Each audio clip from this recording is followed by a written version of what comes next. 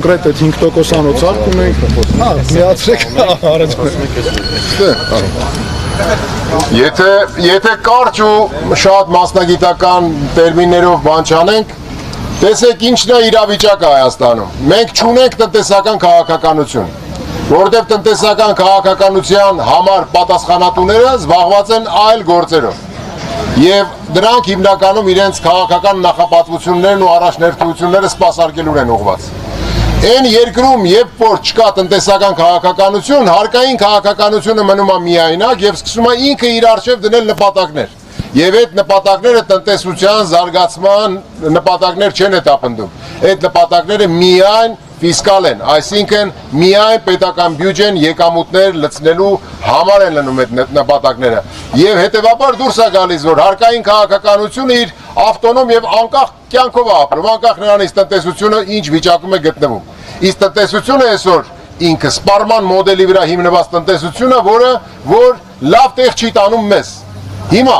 ինչ ենք մենք ասում։ Մենք ասում ենք, որ պետք է լինի տնտեսական մոդելի փոփոխություն։ Դա այն հեղափոխական առաջարկն է, որ մենք պետք է իրականացնենք։ Եվ տնտեսական մոդելի փոփոխությունից հետո պետք է բխի հարկային ամբողջ քաղաքականության փիլիսոփայությունը։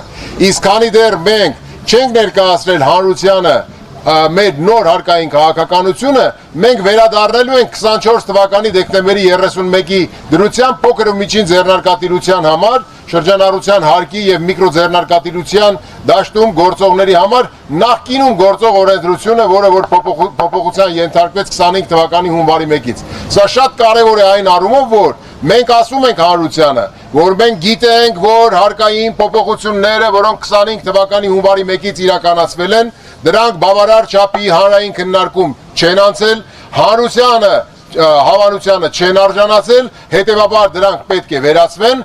գործի հին համակարգը, որպեսզի այդ ընթացքում մենք ներկայացնենք նոր համակարգը։ Իսկ նոր համակարգը ինչ է իրանից ներկայացնում։ Քանի որ մենք տնտեսության մոդելը փոխում ենք եւ արդեն սպառման հարկումը չի լինելու դոմինանտ, մենք շրջանառության հարկը վերացնելու ենք անմիջապես, ավելացված արժեքի հարկը աստիճանաբար եւ եկամտային հարկի եւ շահութահարկի ավելի շատ գերակշռություն պետք է լինի պետական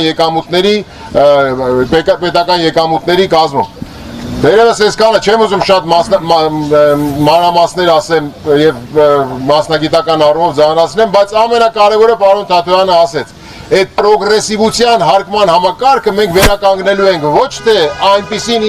ինչը որ գործել է մինչեւ 20 թվականի հունվարի 1-ը, երբ որ պրոգրեսիվ հարկման դրույքաչափերը շատ բարձր են եւ անտրամաբանական։ Մենք վերադարձնելու ենք եկամտային հարկի եւ շահութահարկի պրոգրեսիվ եւ արդար հարկման համակարգը այնպես, որ այո, ինչպես ասեցինք, փիլիսոփայական այդ գաղափարախոսությունը պահպանվի։ Քիչ եկամուտը քիչ հարկ վճարի, շատ եկամուտը շատ հարկ վճարի։